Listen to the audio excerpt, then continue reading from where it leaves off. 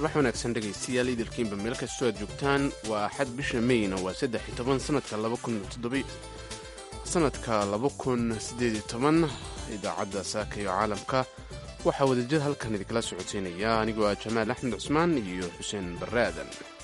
dowladnimo waa shacab, dowlad waa idinkaa keenay dowlad ma jiri karto la'aantiin. dowladdu iyo annagu waxaan nahay shaqaale, waxaan nahay adeegayaal. aniga ugu horeeyo wadanyariisow iyo ku-xigeenadiisa kulligan waxaan nahay dad idin shaqeeya oo amarkiina ku shaqeeya.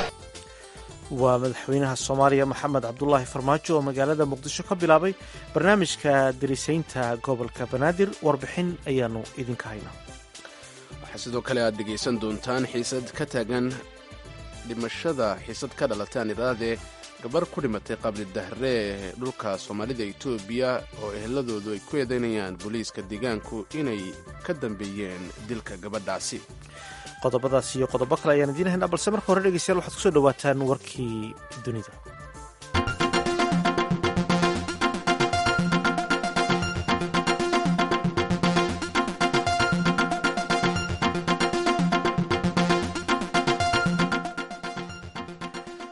booliska dalka induneisiya ayaa sheegay in niman isa soo miidaamiyey saako axad ah ay isu qarxiyeen 3 kiniisadood oo ku yaala magaalada surabaya.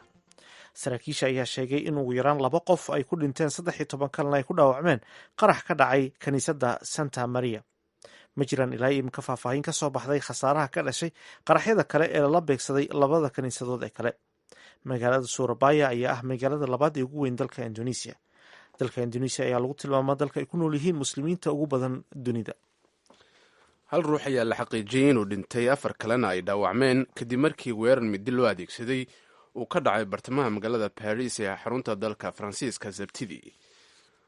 kooxda xagjirka ee isku magacooday dowladda islaamiga ayaa websaytekooda ku sheegay in iyagu ay ka dambeeyeen weerarkaas. waxay kooxdu sheegatay in ruux ka tirsan askartooda siday yidhaahdeen uu weerarkaasi sameeyey. faahfaahin lagama bixin qofka weerarka geystay. dacwadoogaha baris francois molin ayaa warfidyaanka u sheegay in uu boolisku furi doono baaris ka dhan argagixisnimada oo la xiriirta kiiskan.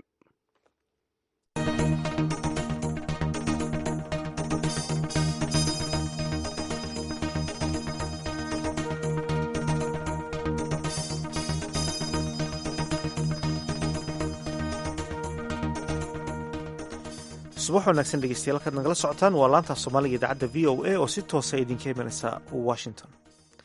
madaxweynaha jamhuuriyadda federaalk ee soomaaliya maxamed cabdulaahi farmaajo ayaa degmada waaberi ee gobolka banaadir ka bilaabay barnaamijka darisaynta gobolka banaadir. warbixin arrintaas ku saabsan waxaa inoo haya wariyaha v o eda xasan kaafi cabdiraxmaan qoyste. madaxweynaha soomaaliya maxamed cabdulaahi farmaajo ayaa daah furay barnaamijka darisaynta gobolka banaadir oo laga bilaabay xarunta degmada waaberi ee magaalada muqdisho.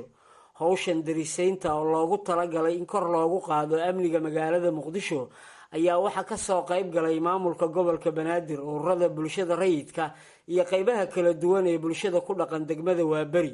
gudoomiyaha degmada waaberi rooda cabdulaahi colaad oo ugu horeyn madasha ka hadashay ayaa sheegtay in dadka ku dhaqan degmada waaberi ay yihiin dad u heelan hirgelinta nabadda islamarkaana u diyaar ah ka qayb qaadashada barnaamijka darisaynta ee uu maamulka gobolku horkacayo. qof kasta oo maanta mudane madaxweyne halkan fadhiyo waa dhammaan dadkii guddiga ay la soo shaqeeyeen oo ay og yihiin shaqada loo idmaday.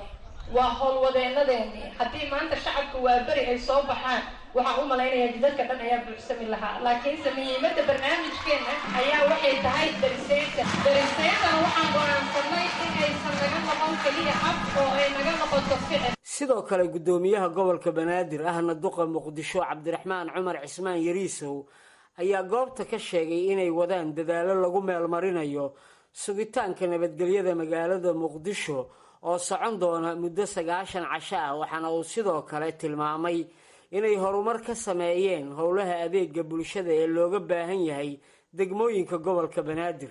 sanadkaana 3 bilood oo hadda 90 maalmood aad arki doonto fariintii aan nafartay ah in caasimadda oo amni sugan nabad ah qof walbaba oo howlihiisa maalmeedka qabsanayo. taasna waxaan ku ballan qaadaynaa in aan bilownay fafaalaheedana aada u wanaagsan yahay, islamarkaana dhiirigelinta ciidamada iyo shacabka aad siisay ee ah la garab istaaga in howlahaas la fuliyana waa kaaga mahad celinaynaa. mudan madaxweyne, intaas ka sokow waxaan kaloo hirgelinay maamul wanaag oo aan daadejinay maamulkii 7 degmo ka mida 17 degmana adeegyadii bulshada maanta ay goobahaas laga bixiyo halkii laga soo doonan jiray dowladda hoose ee xamar. taasna waxay ku timid dhiirigelintaada iyo tallaabadaada iyo sida aad noogu dhiirigeliso mar walba in shacabka caasimadda adeega bulshada la gaarsiiyo. sidoo kale waxaan bilaabnay barnaamijka dimuqraadiyeynta oo aan rabno degmooyinka inay soo doortaan golayaashooda deegaanka 2020kana shacabka gobolka banaadir ay u diyaar garoobaan doorashooyin hal cod iyo hal qof ah. maamulka gobolka banaadir iyo shacabkiisana wuxuu diyaar kugu yahay mudan madaxweyne in arrintaas iyada laga dhameeyo. madaxweynaha soomaaliya maxamed cabdulaahi farmaajo ayaa degmada waaberi oo barnaamijkan laga bilaabay ku ammaanay waxqabadkeeda, waxaana uu ku booriyey inay xoogga saaraan sidii looga midho dhalin lahaa hawsha darisaynta iyo iskaashiga dhinaca ammaanka ee bulshada ku dhaqan gobolka banaadir. waaberi waa soo noolaatay inay ahaan jirtay dib ugu noqotay meeshaan suu sheegay yariiso meeshaan ku dhashay waay dadka isweydiinaya farmaajo yaa waay dadkaasba dadkayga aniga waxaan aad iyo aad ugu faraxsanahay maanta inaan kala soo qayb galo dahfurkaan aan ku dahfurayno darisaynta. waxyaabahaan u dooranay waxaan u dooranay waaberi degmooyin kale hawlo badanaa ka socda. waxaan u dooranay maxaan ku idhaahdaa waaberi waxaan ognahay in hawl badan oo wanaagsan laga qabtay. degmooyin kale naftigooda inay hawl wanaagsan wadaan oo qaarkoodna ay si fiican u shaqaynayaan. inta hartayna waxaan leeyahay hawsha darisaynta oo macnaheedu yahay difaac dariskaaga, daryeel dariskaaga. soo saas maaha inaad dariskaaga difaacato, daryeesho oo ka warqabto dariskaaga. macnaheedu waxay tahay waa beri hore waay. waxay ii soo dhawayseen hal mid yaan hubaa anugu inaan ahay wiilkiina inaan ahay. marka labaadna inaad fahamsantihiin wax dowladnimo tahay, inaad fahamsantihiin dowladnimo macnaheedu waxay tahay in qof walba ku fahmaa loo baahan yahay. dowladnimo waa shacab, dowladu waa idinkaa keenay dowlad ma jiri karto la-aantiin. dowladdu iyo annagu waxaan nahay shaqaale, waxaan nahay adeegayaal. aniga ugu horeeyo mudan yariisow iyo ku-xigeenadiisa kulligeen waxaan nahay dad idiin shaqeeya idinka oo amarkiina ku shaqeeya. awooddeeda inaad hataan rabaa marka inaad ku ilaashataan dowladnimadiina. awooddeedana waa leedihiin. waxaa ugu horeeya oo loo baahan yahay inaad ku ilaashataan inaad idinka qof walba oo halka fadhiya iyo qof walba oo waaberi iyo guud ahaan magaalada muqdisho degan inaad isdaryeeshaan, inaad iska warqabtaan, inaad isdifaacdaan. madaxweynaha soomaaliya ayaa ugu dambayntii shacabka iyo mas-uuliyiinta degmada waaberi ugu baaqay inay la shaqeeyaan laamaha amniga ee dowladda si magaalada muqdisho loogu soo dabaalo nabad taam ah oo ay dadku ku diirsadaan. dowladdu waxa weeye waa ilmo idinkaa dhasheen oo kale. haddii hooyadii aabbuhu ay dayacaan ilmahaas see noqonaya? haddii aad dowladda dayacdaan dowladdu waa qaab darnaanaysaa. haddii laakiin dowladda ay ilaashataan oo aad xaafadiina nadiifistaan oo cashuuraha bixisaan oo amnigiina aad ka shaqaysataan oo qof allah qofkii dhibaato xaafadda ku ah aad u soo sheegtaan booliiska ama nabad sugidda usoo sheegtaan, macnaheedu xaafaddaas waxay noqonaysaa xaafad wanaagsan oo nabada. haddii laakiin kii xumaa la qarsado oo kii xumaa guryaha lagu haysto, waxaa imaanaysa kuwii xumaa inay xoog bataan. kuwa xun laguma dhex noolaan karaan. waxaan rabnaa inaan xamar nabad ka yeelno. xamarna nabad waxay ku noqonaysaa iyadoo la xoojiyo darisaynta iyo iyadoo la xoojiyo oo raggaas odayaasha ah oo difaaca dariska ah halkaas fadhiya iyo idinkaba aad ka wada shaqaysaan.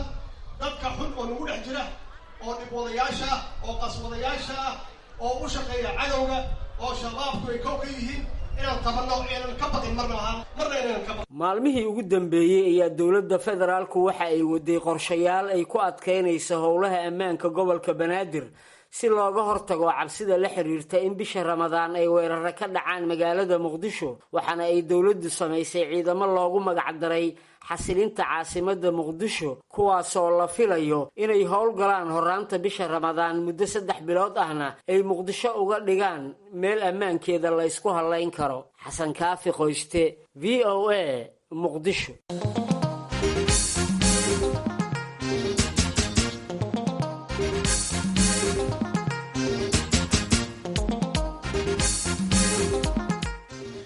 magaalada qabri dahare ismaamulka soomaalida etoobiya waxaa ka jirta xiisad ka dhalatay geerida taysiir cumar food oo ah gabar dhallinyara oo jimcihii geeriyootay.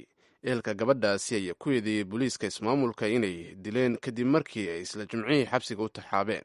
cabdirashiid cali shucaac oo ah guddoomiyaha ururka rajo oo ah mid u dooda xuquuqda aadanaha ee ismaamulka soomaalida etoobiya ayaa waxa uu sidoo kale adeer u yahay gabadha dhimatay, waxaana uu sheegay in isaga dartiisa loo dilay gabadhaas. xuseen barre aadan ayuu khadka telefoonka isagoo jooga magaalada london ee dalka ingiriiska kala hadlay arrimahan. taysiir cumar food maxamed salal gabar waxay ahayd 17 jira, adeer baan u ahaa.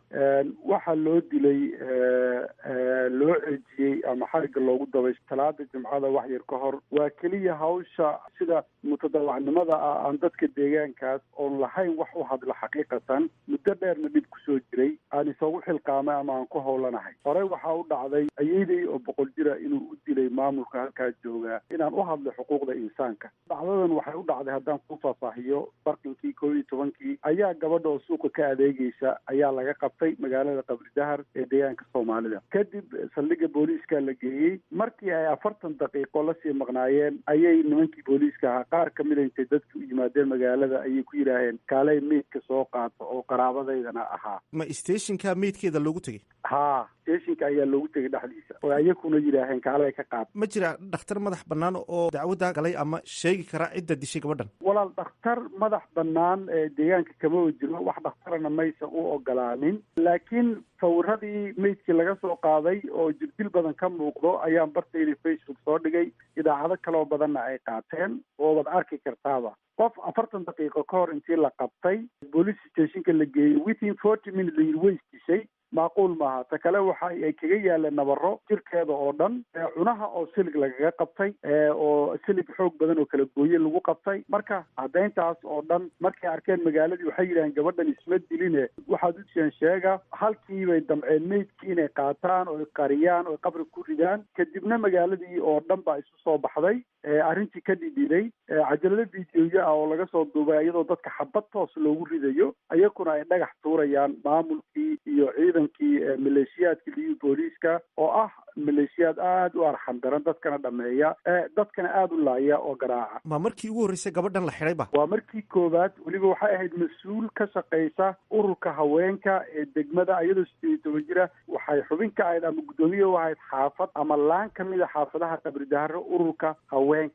at the same time ardayad bay ahayd oo gabadh yaroo ardayad ay ahayd. weligeed hore looma xirin, wax dhiboo hore oo dhacayna ma uusan jirin. ma jirtaa cid kale oo arrintan loo soo xidhay ilaa imika? walaal waxaa la xiray dad badan oo shacabkii magaalada ah. waxaa iska kaashaday arrinta iyada ah liyu booliiska iyo ciidamada federaalka Ethiopia qaybta joogta magaalada qabri dahare iyo korneelka haysta.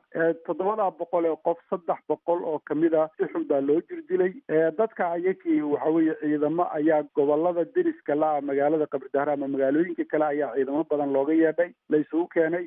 meel deeqda markay waayeen xeryahoodii iyo meel banaanaba intay baabuur dhinacyada ka dhigeen ayay ku hayaan oo halkaasi ku xiran yihiin. waxaad sheegtay in maadaama xuquuqda aadamaha aada u doodid darteed loo beegsaday gabadhaas aad adeerka u tahay. marka ma jira wax fariimo oad isku dirteen gabadha ka hor intayna dhiman oo la xidhiidha arrimaha xuquuqda aadamaha? maya, waa gabadh yar bay ahayd. saad og tahayna arrimaha aan ka shaqeeyo waa arrimo khatartooda la deegaanka gudihiisa marka la joogo. inta badanna dadka shacabkii xogta dhabta ama hayaan maamulka iyo dembiyada uu gelayo. dadka inta badan xogta iisoo dira ee ila soo xirira waa dad systemka ku jira oo xogahaya. qof shacaba oo gurigiisa iska jooga inta badan xogta ma hayo ama maba heli kara cadaymaha dembiyada iyo xadgudubyada la geysanayo. inta badan dad systemka ku jira oo ayaa iisoo dira. wax xiriir ah oo sideedaba gabadha yar adeerka wahna dhex maray ma uu jiro horaan iyo haddaba. adeer baan u ahaa, laakiin magaalada qabri dahare sideeda waxaa ku nool dad aada u fara badan oo qaraabadayda ah. waxaa u xiran maamulka cabdiile hadda u xiran 7 oday oo aanu qaar ilmaadeernahay, qaarna adeer yihiin, qaarna aanan waalid u ahayba, oo uu dartay u xiray uuna ku xiray soo dayntooda inaan anigu aan ka aamuso ka hadalka arrimaha xuquuqul insaanka iyo ku tumashada xuquuqda shacab iyo dilka xadhiga sharci darrada ee ka socda shardi wuxuu kaga dhigay inaan ka aamuso aniguna waxaan go-aansaday inaana ka aamusin maxaa yeelay haddii aan anigu aamuso ama qof kasta intii la cafiyo uu aamuso xaalad waxba iskama bedelayso wuxuuna ku soconayaa meesha nidaamka meesha ka jira wuxuu ku soconayaa wadadii hore cid kasta oo ku dhiirata ama isku dayda inay ka hadasho waa la beegsadaa waxaa xiran oo magaalada jigjiga ku xiran dad 100 ka badan oo eheladoodu ay ka hadleen tacaddi iyo dulmiga ka jira aabbayaal baa xiran hooyooyin 70 jir iyo 80 jir ah xiran waxaynu ka maqalnaa magafaha liibiya joogay carruuraha intuu garaaco uu dilabu waalidkood la soo hadalsiiyaa waxa deegaanka soomaalida ka jira jiga waa bilcagsi waalidkii intii la xiro oo la garaaco ayaa carruurtoodii dibadda joogta lala soo hadalsiinayaa ee ka hadlay dulmiga iyo dhibaatada ka jirta deegaanka soomaalida ee dadkooda u danqaday kaasi waxa uu ahaa cabdirashiid cali shuuca oo ah gudoomiyaha ururka rajo ee u dooda xuquuqda aadanaha ee ismaamulka soomaalida etoobiya islamar ahaantaasina wuxuu adeer u yahay gabadh lagu magacaabo taysiir cumar food oo jimcihii ku dhimatay magaalada qabri dahare taasoo lagu eedeeyey inay dileen ciidamada ismaamulka soomaalida ee etoobiya cabdirashiid wuxuu la hadlayey isagoo london jooga wariyaha v o a ee hadda idaacadda ila daadihinaya xuseen bare aadan dhegeystayaal waxaa xusid mudan inaanu la xiriirnay dowladdeegaanka soomaalida etoobiya waxaana qaar ka mid a mas-uuliyiintu ay noo sheegeen in baaritaan arrintani ku saabsan la bilaabay wixii warar ay soo kordhana aad ku maqli doontaan idaacadeena soo socda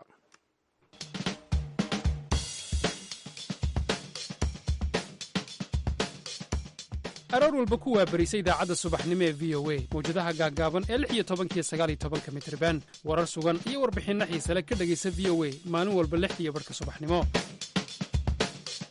doodda dhallinyarada waxay tabanayaan iyo waxay tiigsanayaan ka dhegaysa barnaamijka dhallinyarada maanta maalin walba 1:00 duhurnimo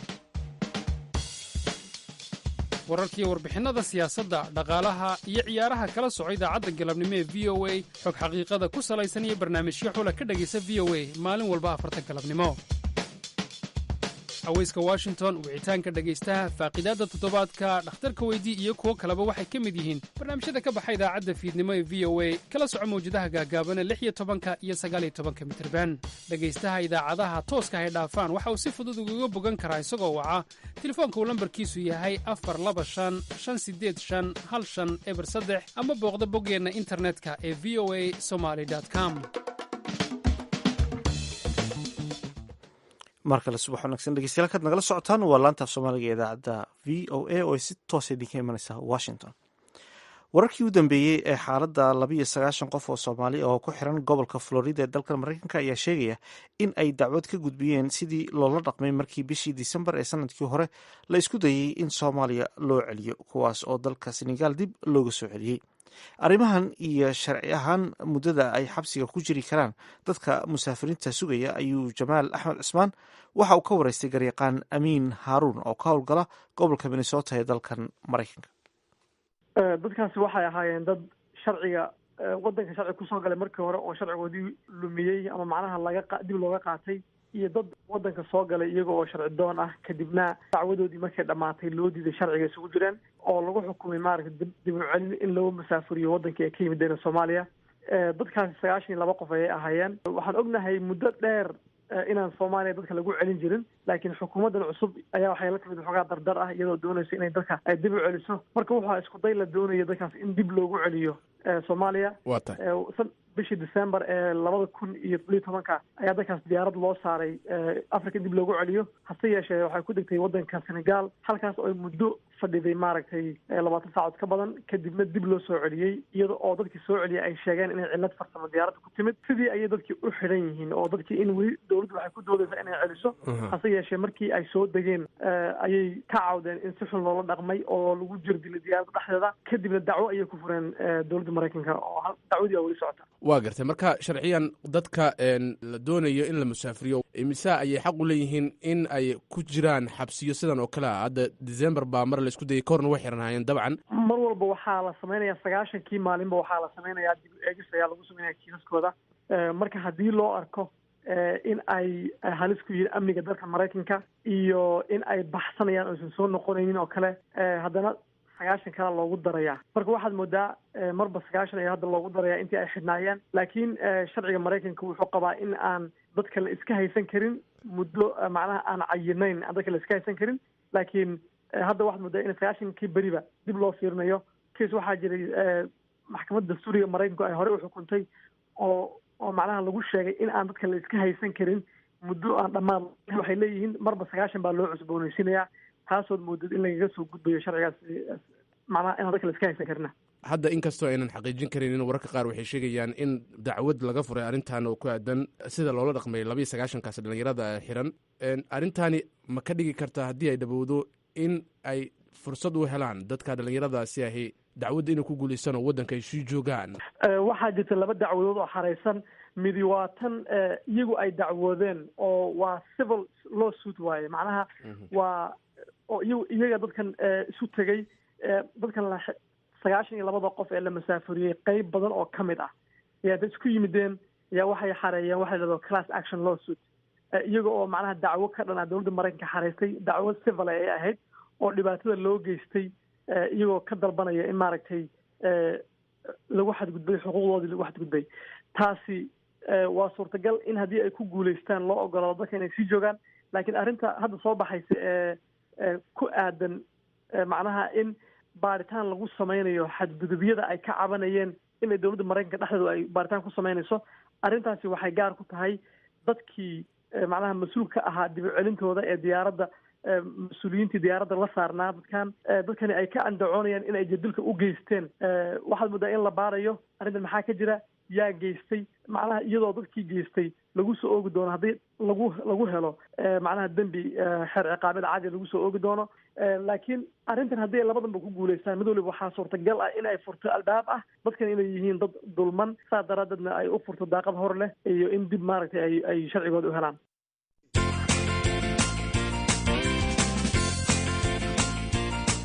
haddii ay ku dhaafaan wararka iyo barnaamijyada ka baxa VOA waxaad kala socon kartaa iyagoo faahfaahsan boggeenna voasomali.com. bogga voasomali.com isla marka aad furato waxaa kuu soo baxaya wararkii ugu dambeeyey oo qoraal maqal iyo muuqaalba ah. waxaa kale oo aad arki kartaa barnaamijyada kala duwan ee sida joogtada uga baxa idaacadda VOA. waxaana ka mid ah oo ugu horraynba ishaadu ay qabanaysaa barnaamijyada kale ah faaqidaadda toddobaadka, martida mikrofoonka, cawayska Washington, dhaqanka iyo hiddaha, iyo barnaamijka muuqaalka ah ee qubanaha. haddii aad fallaarta kuu soo muuqan doonto sii taabato waxaa iyaguna kuu soo baxaya halka aad ka heli karto barnaamijyo kale oo dheeraada sida barnaamijka wicitaanka dhegaystaha, waa go'aankaaga, barnaamijka caafimaadka iyo barnaamijka hambalyada iyo heesaha. VOA Soomaali waxaad mar waliba ka heli doontaan warar cusub iyo muuqaallo ku raalligeliya.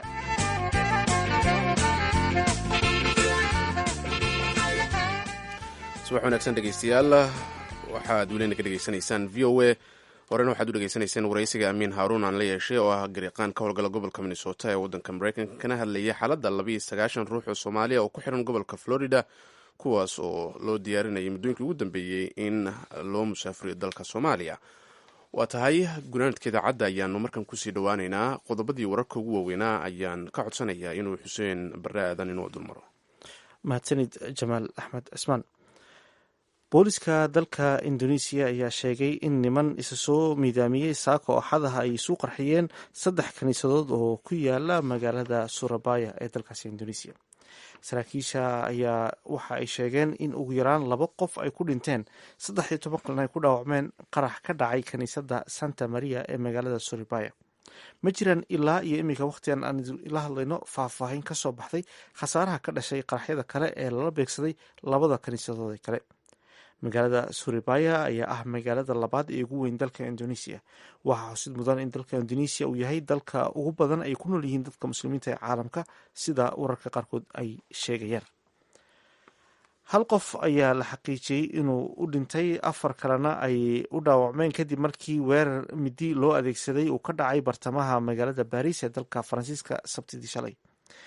kooxda xajirka ee isku magacooda dowladda islaamiga amaba daacish ayaa website-kooda ku sheegtay in ay iyagu ka dambeeyeen weerarkaasi. kooxdan ayaa sheegtay in ruuxa uu weerarkaasi geystay uu ahaa askari iyaga ka tirsan. faahfaahin lagama bixin qofka weerarka geystay. dacwad oogaha baris francois moulin ayaa warfidyaanka u sheegay in boolisku ay furi doonaan baaris ka dhan argixisnimada oo la xidhiirta weerarkaasi. wixii warar ka soo kordha waxaad ku maqli doontaan wararkii ama idaacadeena dambe ee soo socda. aad baad umahadsantahay xuseen barre aadan ayuu ahaa inoo dulmarayay qodobadii wararka ugu door karoonaa. dhegeystayaal, dhinacii heesaha aynu jaleecno. heesta uu ku luuqeeya aweys gulaangul ayaan idiin soo qabanaynaa.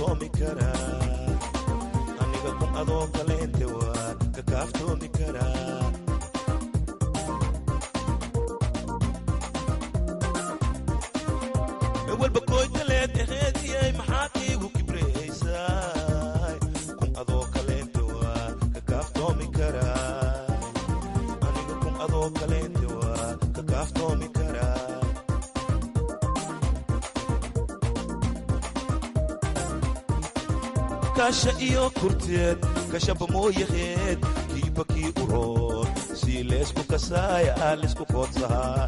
kasha iyo kurteed kashaba mooyaheed kiibakii uroon si leesku kasaaya lisku koodsahaa. oo la kasaaya la koolkooliya ee la kasaynina ee laga koraa ee la kasaaya la koolkooliya ee la kasaynina ee laga koraa.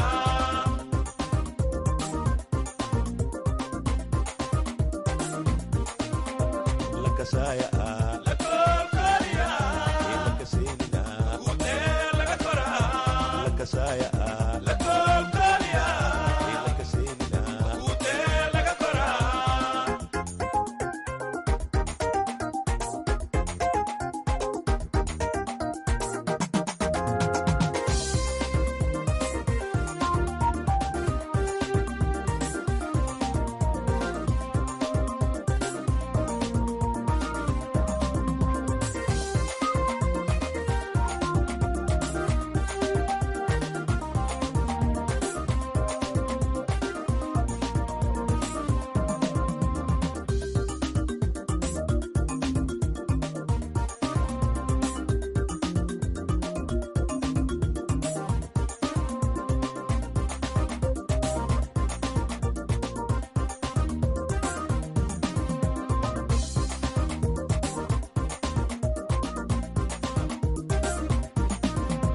kasmada arkey ani kabiir aan ahaye isma keeni kareyne koo kaleenta raadse oo kuu kulule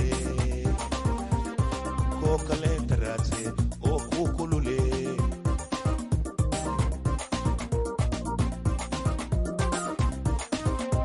kasmada arkey ani kabiir aan ahaye isma keeni kareyne koo kaleenta raadse oo kuu kulule. codkaasi fanaanka weys gulaangul ayaan kusoo gabagabaynaynaa baahinteena idaacadeed oo subaxan saaka idinka iman islaamtan soomaaliga v o a washington. tan iyo kulanti dambe waxaan leenahay sidaas iyo subax wanaagsan. kiibakii uroon si leesku kasaaya lisku koodsahaa. kaxan ikoonbilo kiinkoy mii kulmaan kiibakii uroon si leesku kasaaya lisku koodsahaa. la kasaaya la koolkooliya ee la kasaynina ee laga koraa.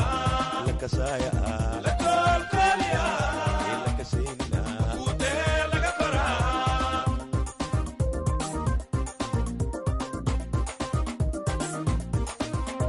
la kasaaya